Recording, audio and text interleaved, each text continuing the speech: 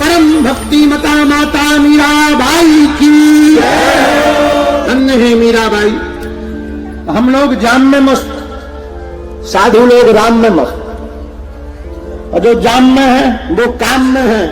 देखो कई लोगों से कहो भाई कथा नहीं सुनोगे, बोले काम से जा रहे हैं, काम से। और जो काम से जाते हैं वो काम ही से जाते हैं। बोलो सीताराम, जोर से बोलो।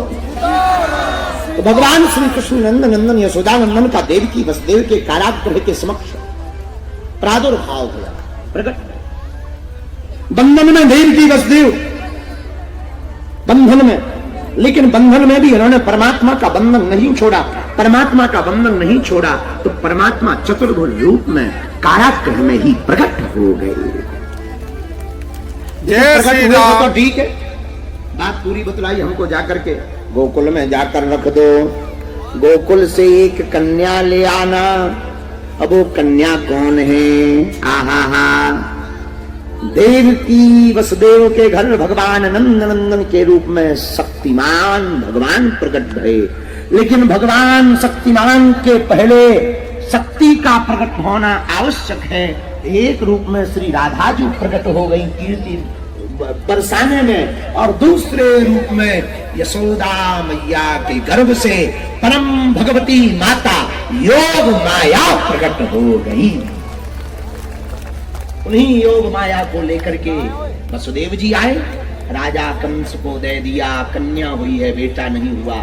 राजा कंस हाथ में लेकर के कन्या को मारने के लिए पत्थर पर पछाड़ने लगा। और याद रखना, शक्ति के बिना कोई भी इंसान शक्तिमान नहीं हो सकता, भगवान भी शक्तिमान नहीं हो सकता।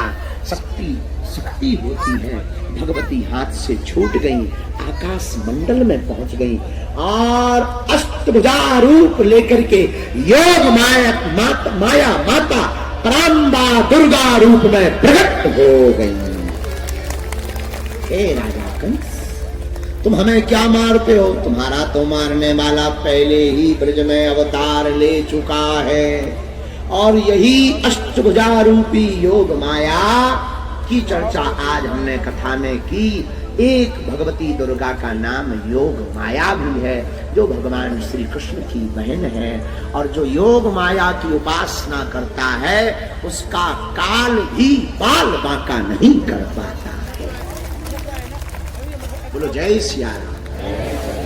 लेकिन हम लोग हनुमान जी बचे, हम लोग माता रानी को चुनरी चढ़ा देते हैं, सोचते हैं पूजा हो गई। श्रृंगार चढ़ा देते हैं, पूजा हो गई। जोत जला दी, पूजा हो गई।